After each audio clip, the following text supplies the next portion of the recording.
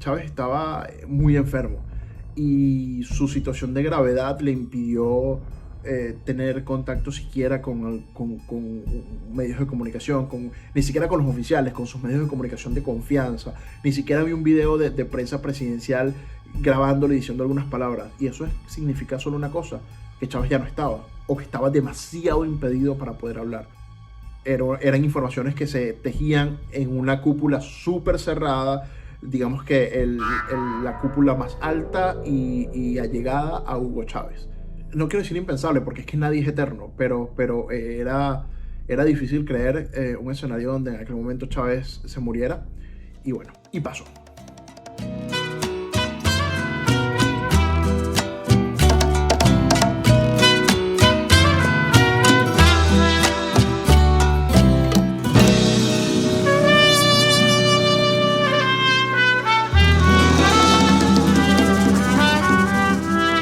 Yo soy Odel López Escote, periodista, trabajé varios años en medios de comunicación venezolanos impresos y digitales y actualmente vivo en Estados Unidos. Bueno, yo creo que la cobertura de la enfermedad y posterior muerte de Hugo Chávez fue un suceso que pautaba a todos los medios entre 2011 y 2012, desde que se supo la enfermedad, desde que se supo que Chávez estaba enfermo. ¿Por qué? Bueno, primero y principal, porque estamos hablando de la muerte, o mejor dicho, la enfermedad inicialmente de un presidente. Eso en cualquier país genera noticia y genera pautas informativas. Sin embargo, en este caso particular estamos hablando de Hugo Chávez, un presidente que rompió con los esquemas en Venezuela de lo que conocíamos como un primer mandatario, un hombre que se vendía como una persona indestructible, una persona, esa águila que no cazaba mosca. Bueno, en 2011, esa águila que no cazaba mosca se enfermó y fue noticia en todos los medios de comunicación. Yo recuerdo que una de las principales características de ese periodo informativo en Venezuela es que el gobierno venezolano fue bien parco y manejó siempre el secretismo en torno al diagnóstico de Hugo Chávez. Entonces, la tarea de los medios era buscar qué tenía Chávez, qué es lo que estaba pasando, cuál era su estado de salud, por qué tenía o por qué hubo varios periodos en los que él estuvo totalmente ausente de las comunicaciones públicas. Yo recuerdo que en aquel momento cubría política y en todos los lunes en Venezuela habían ruedas de prensa, o hay, creo que todavía esa práctica, no sé, creo que todavía persiste, no estoy seguro. Pero el caso es que desde hace muchísimos años los lunes en Venezuela eran días en los que habían ruedas de prensa en los partidos políticos. Entonces, quienes cubríamos la fuente política íbamos, si cubrías oposición, ibas a los partidos de oposición. Si cubrías gobierno, ibas a los partidos de gobierno. Yo iba a los dos porque cubría política en general. Pero usualmente la gente se dividía en los medios, en las redacciones se dividían. El punto con esto, y lo que quiero llegar, es que yo recuerdo que en ese periodo en el que Chávez estaba enfermo, yo vi en el comando del PSUV, en las ruedas de prensa, a periodistas, por ejemplo, que usualmente no cubrían ni el PSUV y no cubrían política en general. ¿Por qué? Bueno, porque probablemente estaban haciendo algún tipo de trabajo de investigación o estaban tratando de obtener alguna declaración de los voceros oficiales sobre la salud del presidente. Era muy normal ver periodistas que no eran asiduos a la fuente en esa rueda de prensa porque todos querían tener, aunque sea un poquito de detalle, aunque sea algún adelanto de qué es lo que estaba pasando con Hugo Chávez en aquel momento. Cuando recuerdo uno de los episodios que se me viene a la mente mientras les estoy contando esto, es cuando en un momento estaba Diosdado hablando en la rueda de prensa del PSUV, termina la rueda de prensa, ellos le dan la oportunidad de pregunta a los periodistas del sistema de medios públicos, que ellos saben que no les van a preguntar por la enfermedad de Chávez, sino que los van a llevar a la agenda informativa que ellos quieren. Entonces, como no hubo la oportunidad de que ningún medio privado, impreso o audiovisual le preguntara, pues hubo una periodista que le gritó a Diosdado: ¿cómo está el presidente Chávez? Y Diosdado lo único que le respondió fue: está bien. Ese está bien dio para que la mayoría de los periódicos abriera periódico, abriera información, o sea, fuera la noticia de portada del día siguiente, e inclusive para que los medios de comunicación audiovisual que estaban en ese momento grabando, pues pudieran transmitir esa información en los primeros bloques de su noticiero, abriendo el noticiero. ¿Por qué? Porque aunque es un está bien, podría no estarlo, era una respuesta de un vocero oficial, y si estaba bien, bueno, él lo estaba diciendo, y si no estaba bien, pues estaba quedando en evidencia de que le mintió a la gente con las cámaras encendidas y con los periodistas cubriendo ahí las informaciones. Yo creo que fue un periodo bastante movido, sobre todo porque además de quienes estábamos tratando de buscar información sobre la enfermedad de Chávez, muchos medios de comunicación hicieron su agenda propia, como se llama en las redacciones, en torno a ese evento que era la enfermedad presidencial. Y yo llegué a leer informaciones, trabajos de investigación relacionados a las enfermedades que se dan en el área abdominal, a los cánceres abdominales, a qué tipo de cánceres pueden dar en el abdomen, al qué tipo de patologías te impide de, por ejemplo, hablar en medios, de hablar al público, de tener contacto con mucha gente, o de estar parado. Creo que esa información de la muerte de Chávez fue, movilizó a todos los medios de comunicación y digamos que marcaba la pauta. Por supuesto que se cubrían otras cosas, por supuesto que se trataba, en los medios al menos donde yo estaba, se trataba bueno, de cubrir otras fuentes, pero la muerte de Chávez, o mejor dicho, la enfermedad de Chávez inicialmente marcó la pauta, y no solo en el ámbito político, sino también en otras áreas del periodismo que se hacían en Venezuela. El día de la muerte particularmente lo recuerdo porque ese día fue un día normal, es decir, yo cumplí mi jornada informativa durante todo el día, llegué a mi casa cerca de las 8 de la noche, cansado, recuerdo que estaba viendo televisión porque ese día creo que fue el día en el que nominaron o ganó, esto es una referencia quizá de cultura pop, pero ese día creo que fue el día que ganó la película Azul y no tan rosa el premio Goya. Si no lo ganó, fue nominada, pero estoy casi seguro que ese fue el día que ganó, que fue el 8 de diciembre de 2012. Todo el mundo en Twitter, en el Twitter de aquel momento, que no es el mismo Twitter de este, o sea, digo, la comunidad de Twitter, estaba enloquecida con esa información, y de pronto, o sea, de pronto, Chávez en cadena. Días anteriores se tenía información de que algo iban a anunciar, de que quizá iban a dar algún parte más detallado de lo que tenía Chávez o algo así, pero todavía quedó en rumores y en fuentes extraoficiales que muchas veces no podíamos revelar. El punto está en que cuando yo estoy en mi casa veo que Chávez habla, y fue un real shock para mí, y posteriormente lo conversé en la redacción con mis compañeros y con mis jefes. Fue un shock porque esa persona que se había vendido como poderosa, como indestructible, como el que no tenía nada, como el que tiene una tontería, pero hay que respetar su privacidad, como el que, digamos que se está viendo con los médicos y tiene todo bajo control, literalmente estaba dejando a un sucesor por si a él le pasaba algo. Es decir, que la cosa era grave. Eso generó demasiada incertidumbre, y desde ya antes, desde algunos meses atrás, en los medios de comunicación inclusive se hacía la caja negra, la caja negra es básicamente si trabajas en prensa escrita, es todo digamos que una configuración dentro del sistema en el que trabajas, y una diagramación preparada, como lista ahí, por si algo ocurre, en este caso la caja negra de Chávez, por si a Chávez se llegaba a morir, es decir, nadie sabía que eso iba a pasar. Digamos que creo que hasta el 8 de diciembre de verdad nadie se le pasó por la cabeza que eso podría pasar. Pero igual eso ya estaba listo, porque además así se actúa, así se trabaja con todas las cosas. Es decir, uno en los medios va fijando quién es la persona, quiénes son esos voceros políticos vulnerables, aunque todos podemos morirnos, pero esos voceros políticos que son vulnerables por su edad, por su estado, por lo que hacen, y se prepara una caja negra, y bueno, la caja negra de Chávez estaba preparada en varios medios de comunicación. Yo creo que ese día marcó un antes y un después en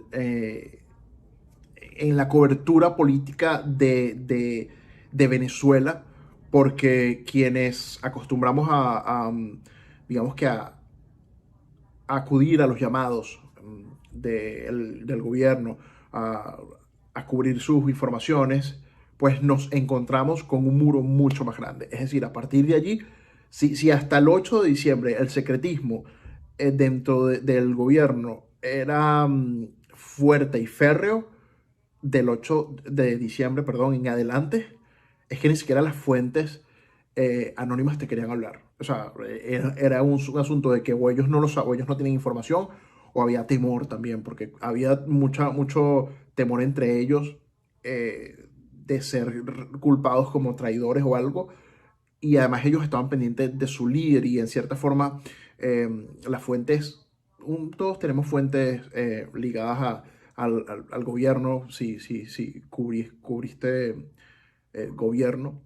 Muchos de ellos también se sentían como que respetaban la memoria de la persona, de su líder, y era todo un culto alrededor de la muerte de Chávez y de la enfermedad y de esa despedida.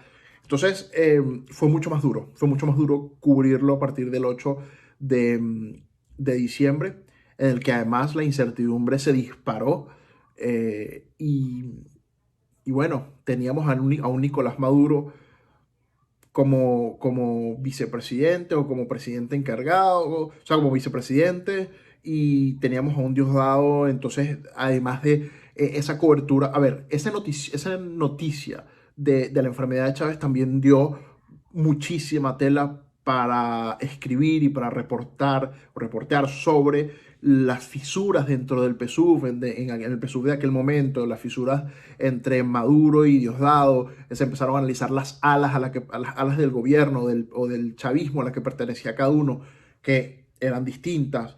Era múltiples escenarios que podíamos investigar y que, bueno, que al final, en aquel momento, fue duro, fue difícil, pero en muchas ocasiones se hicieron trabajos y notas, reportajes, entrevistas espectaculares. O sea, de verdad que en términos periodísticos, bien acuciosas y lo más sometidas a la verdad, porque la realidad sí lo daba. Y a pesar de las trabas informativas que había, pues los periodistas no las ingeniábamos. Como lo dije anteriormente, no solamente era imposible solamente quedarte con la información del régimen, porque la información del régimen era escasa, por no decir que era nula. Es decir, era un boletín, no era un boletín diario, era un boletín cuando ellos consideraban lanzar el boletín. De resto no había ningún tipo de declaraciones al respecto, no había vocería. Estaba Ernesto Villegas, Jorge Rodríguez, el Ministerio de Comunicación. Tú tratabas de hacer contacto con gente de prensa presidencial, nadie te decía nada. Entonces era imposible. O sea, si tú te quedabas con la información del gobierno de aquel momento, básicamente no publicabas nada o publicabas lo mismo un día tras otro, y eso no es periodismo. Es decir, si ya está viejo, ya eso no es noticia.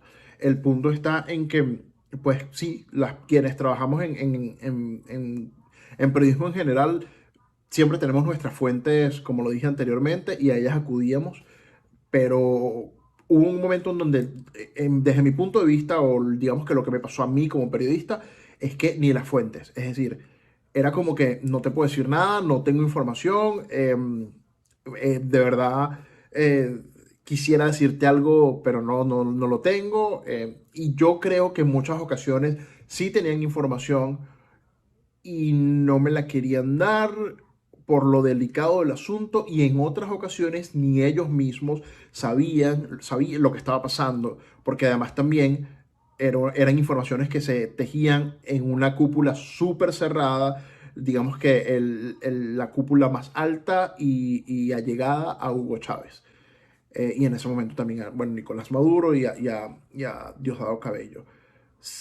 Muchos tuvimos que acudir a fuentes extraoficiales y esas informaciones respaldarlas con opiniones de analistas, con datos que uno buscaba de investigación de la gestión de Chávez, declaraciones mínimas que se daban en determinado caso, en determinada situación, para poder tener un basamento digamos que periodísticamente válido para poder hacer una publicación. Fue súper complicado, fue súper complicado porque al final nadie decía nada y la vocería, digamos que la información más precisa que salía y la más consecuente era la de Nelson Bocaranda. Entonces nos quedábamos como, era complicado vivir con tubiados semanalmente, pero al final esperábamos también esa columna porque de una u otra forma sabíamos que pudiese tener eh, veracidad. Era algo que se acercaba a la realidad y quizás la fuente de él tenía menos miedo que la del resto en declarar o eran fuentes más directas o fidedignas, qué sé yo. Pero sí, era bastante complicado.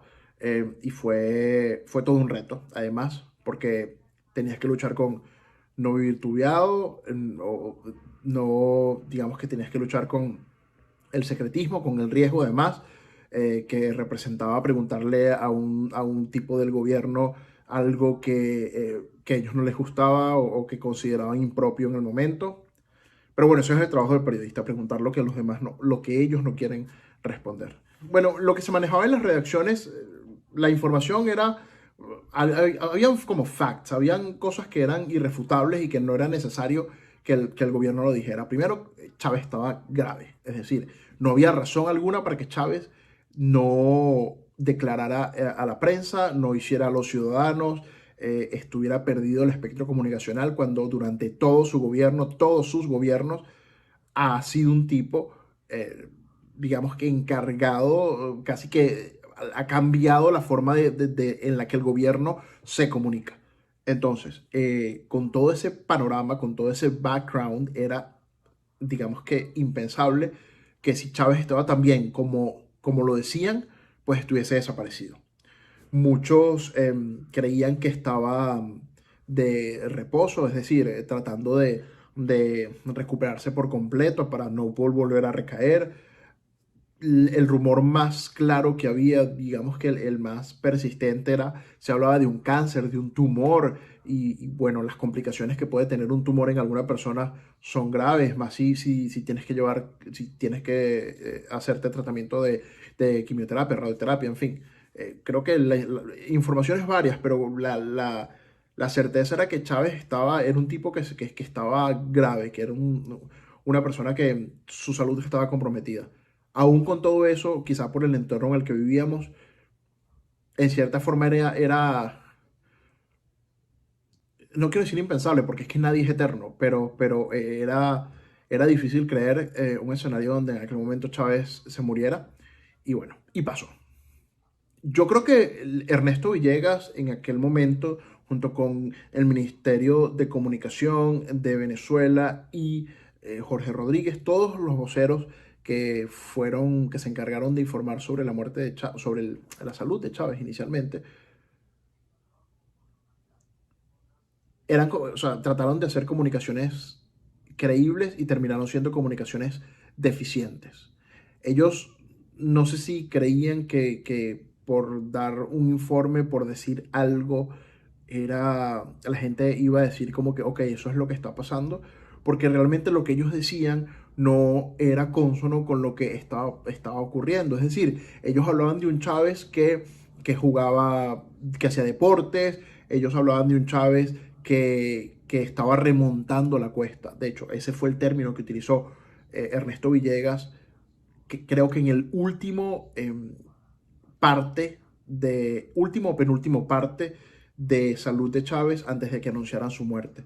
No, el presidente está remontando la cuesta y todo el mundo como que, o sea, ¿cuál cuesta? ¿De qué estamos hablando? ¿Está bien o está mal?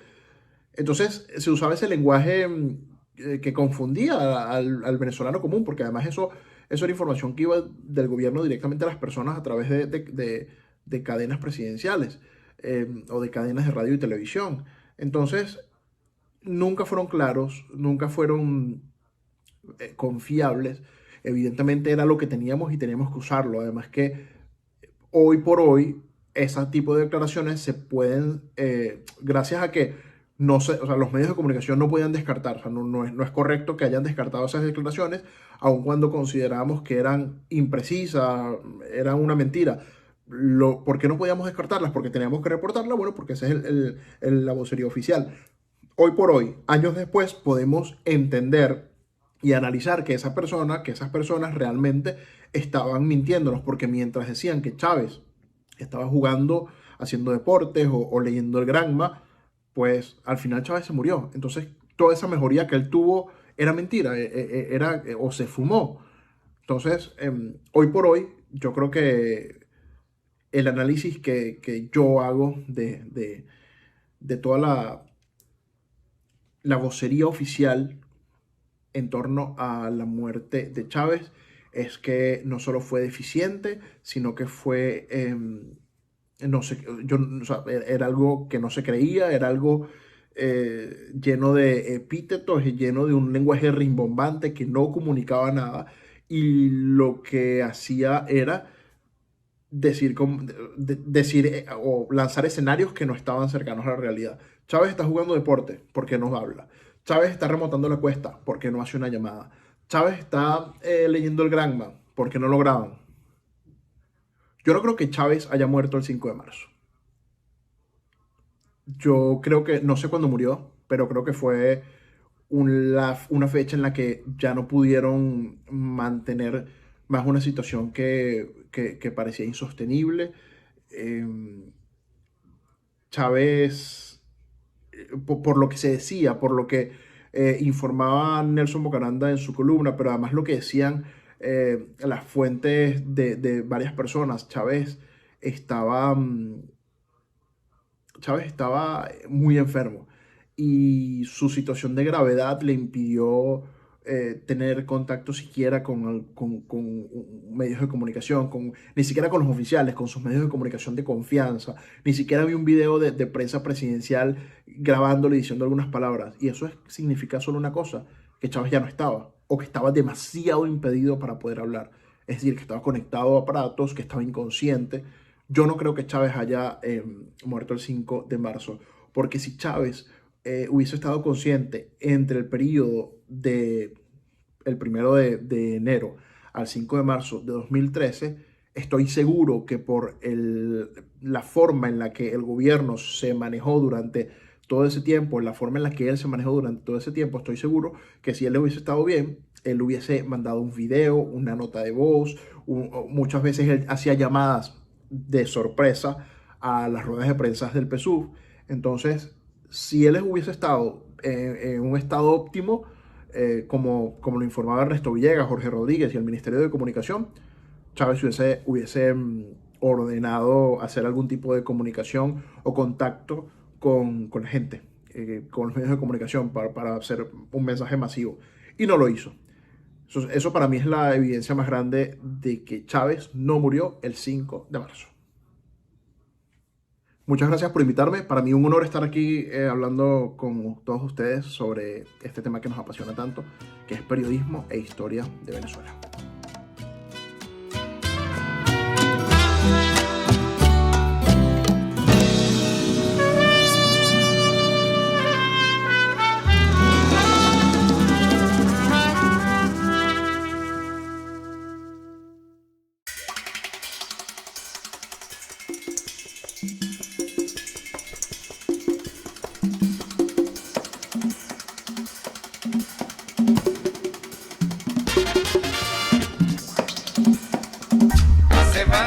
Muchas gracias.